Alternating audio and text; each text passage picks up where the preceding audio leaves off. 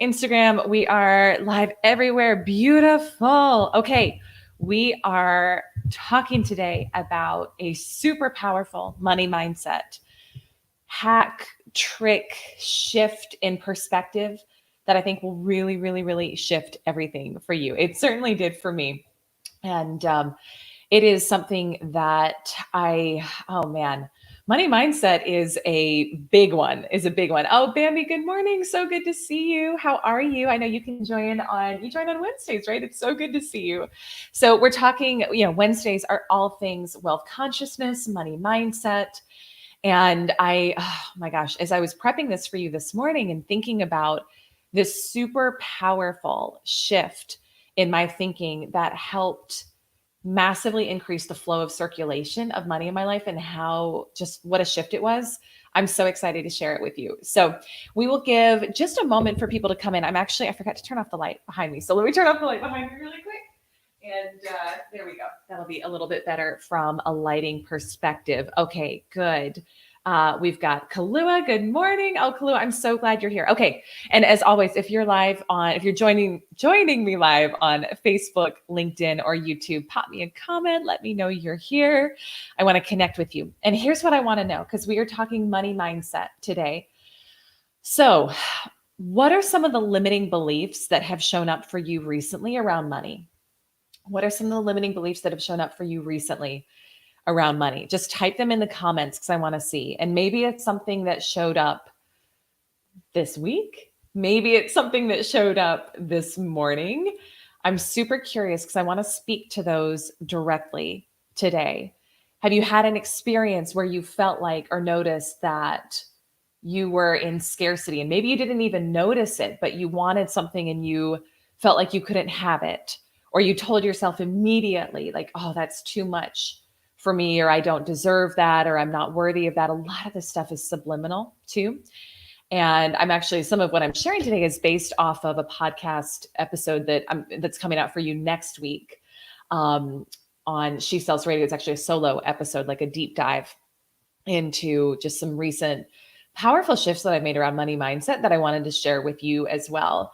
Kalu is saying some trepidation about new prices. Okay. Thank you for sharing that. So that's definitely a self-worth piece, right? But that's really, really good awareness as well. For anyone else who's here live, here's what I would love to know is what are some of the limiting beliefs that have shown up for you around money recently? And I want to share with you as you're typing those in, because as always, I want to speak to you directly in these lives. But as you're typing those in, I wanted to share about a powerful experience that I had recently. And I shared this on our 10K Club group call last week. But I hired a shaman and I had my first session with her last week. And it was super, super, super powerful because we specifically did work on root chakra. And so for any of you who study energy, bodily systems, all of that, then root chakra is about security. It's about safety. It's about, are you provided for, like basic needs, right? And when I was doing my first call with the shaman, she was really just tapping in and kind of looking at ancestral stuff for me, and then also what was going on for me energetically. And she was like, there's some cobwebs in the root chakra. And she said it in of course, her beautiful, eloquent way. But I was like, yeah, I know. I feel that too. But the other piece that she shared, which to me is also very helpful for us to know when we're doing any of this healing work, is like, and she said this, she was like, your family background, like your lineage is one of a lot of scarcity thinking. And for how many of you can relate to that? Give me like a heart or give me a yes if you can relate to that. Bambi saying sounds so exciting. It's been powerful. We just did one. She actually calls them journeys. It's not plant medicine what we're doing, but it's we did one journey together last week and it was profound. I share a lot more about it on the podcast coming out next week. So tune in and listen to that. And I'll tell you more about what happened because there was some crazy wild stuff that happened in it where I was like, how is this happening right now? But very, very cool. let's see here. Oh, Gail, good morning. Great to see you. Home Court Real Estate. Good morning. Kalua. So you understand this too. Like you get this, right? This family background. And for us, growing up, it was an interesting dynamic. I don't know how many of you can relate to this. We actually always had plenty, like we were upper middle class. We always had plenty, but there were a lot of cheap behaviors, I think is the only way to say it. Like really being fanatical about coupon cutting or like always buying store brand or just things like, oh my gosh, that's so expensive. Like a lot of that messaging around stuff we wanted was like, that's so expensive, that's so expensive, that's so expensive. And so I learned early on that like, even if money is there, you need to be super constrictive with it because it could all go away. It's like, it's there, but it's not really there. I don't know how many of you can relate to that, but that was a lot of the energy that I kind of grew up in around money. And that I carried that with me through my 20s, through a lot of my early 30s as well. And so, for those of you who are hopping on live now, Showcase the World Travel, good morning. CBD Healthy Not High. I like that name. Oh, Jan on YouTube, good to see you. What are some of the things you learned about money growing up? I'm really, really curious. And we always talk about this more like in my masterclass or in my group programs, but I'm just curious for you, like, was that your experience growing up around money, or did you have did you have different messaging? Gail, you can relate to that. Was that kind of the messaging that you received as well? It was, and so when we did this root chakra journey, um, it was interesting because the whole rest of the week, I just felt so calm, like so secure, so at ease. And there's a lot of things that we're doing right now as a family that are very expansive from a financial standpoint, like investing a lot more in living situation. I'm making major investments in business, like all of that stuff, right? But there was such calm and ease and just relaxation around all of it. And again, listen to the podcast next week because I talk about some of the like clearing work we did with root chakra. She literally had me go in and it's going to sound weird. It'll make more sense when you listen to the podcast, but like get a hose and clean it out.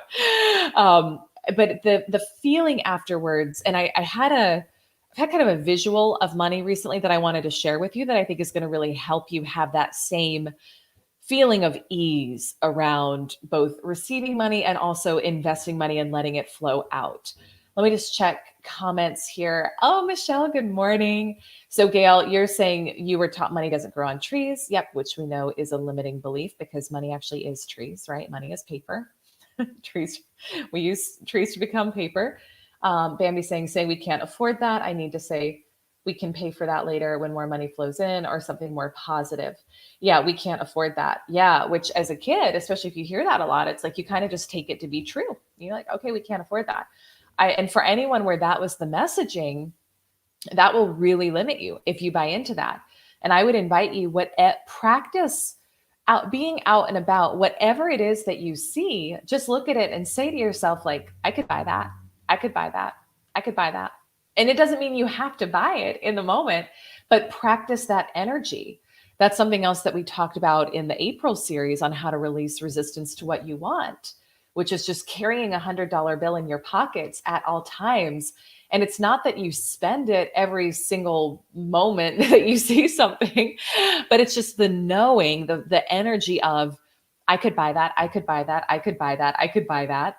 And then when you say that, 10 times throughout the day, when you practice that feeling of, I could buy that over and over and over again throughout the day, let's say you do it 10 times or 20 times, it's like you've vibrationally spent $1,000, $2,000, do it 100 times throughout the day, and you've vibrationally spent $100,000 with ease. So it's a way to raise your financial frequency with ease and fun and allowing, and it's just like a little thing you can do. So always, always, always carry $100 bill in your pocket. Here, is this the here who I spoke to yesterday? Regardless, I'm so glad you're here, but I'm wondering if this is the same here. Let's see. And Home Court Real Estate, remind me of your name. I was taught if you don't have money, find a way to make it. Well, that's actually, I think, a really empowering way. I think that's a great philosophy, right? Is like, you can go out and get it easily if you need it, right? I think that's one of the belief systems that I've created for myself is like money is the easiest thing in the world to make. It's the easiest thing in the world. And it used to not feel that way at all. So if it doesn't feel like that, then that's okay. But I would really start practicing running that belief system over and over again.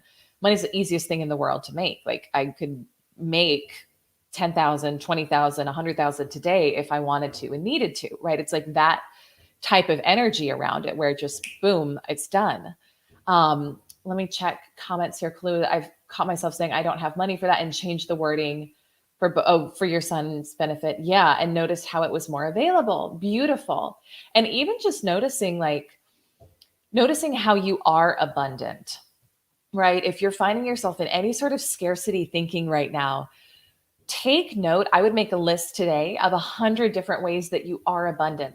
And abundance isn't just money. So this is the thing that we want to remember, right? Abundance is financial is a piece of it. And it's a very important piece of it for how our planet operates. So you must, like the Science of Getting Rich says, to live a full life, you must be rich. So that is important. That is very important for you.